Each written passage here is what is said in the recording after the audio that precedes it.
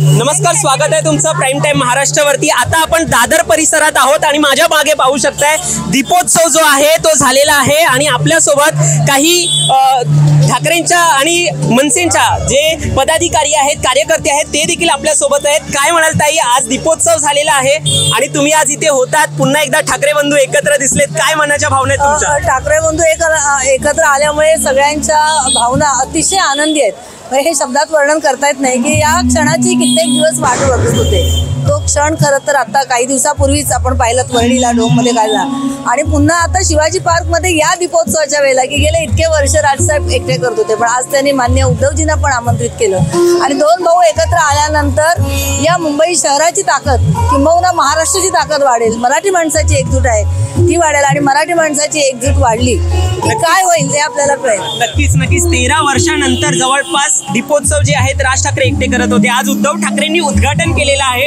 दीपोत्सव जे केलेला आहे, काय मनाच्या भावना तुमच्या देखील?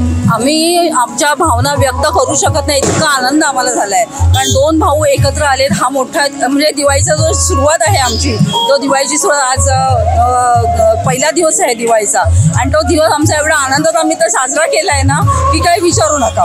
नक्कीच आता तुम्ही पाहू शकताय दरवर्षीप्रमाणे दीपोत्सव झालेला आहे, संपूर्ण दादर जो आहे तो प्रकाशात उजाडलेला आहे।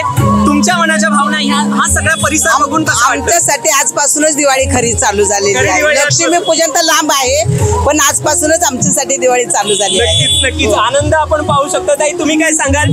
खूप छान असा दीपोत्सव झालेला आहे, खूप आम्हाला आनंद झालेला आहे कारण हे दोन भाऊ एकत्र येणार, हे लोकांना संस्कार होती, हे पण आले, हे खूप आनंदाची गोष्ट आहे। नक्कीच अशा प्रकारे सगळ्यांच्या मनात जो आहे तो आनंद आता आहेच। आपण माझ्या बागे परिसर पाहू शकता, हा जो दीपोत्सवाचा परिसर आहे तो आपण पाहू शकतोय आणि या परिसरामध्ये संपूर्ण परिसरामध्ये उद्धव ठाकरे आणि राज ठाकरे आज दोघे बंधू इकडे आपल्याला पाहायला मिळाले आणि या दरम्यान हे जेव्हा आपण इकडे स्टेज पाहू शकतोय, त्या स्टेज मध्ये देखील दोन बंधू एकत्र दिसले। जो पोज जो होता जो त्यांनी त्यांच्या प्रथम जेव्हा ते एकत्र आलेले, दोन बंधू एकत्र आलेले, तेव्हा जो त्यांनी पोज दिलेला, तोच पोज आज पुन्हा एकदा आपल्याला या दीपोत्सवाच्या निमित्ताने पाहायला मिळाला।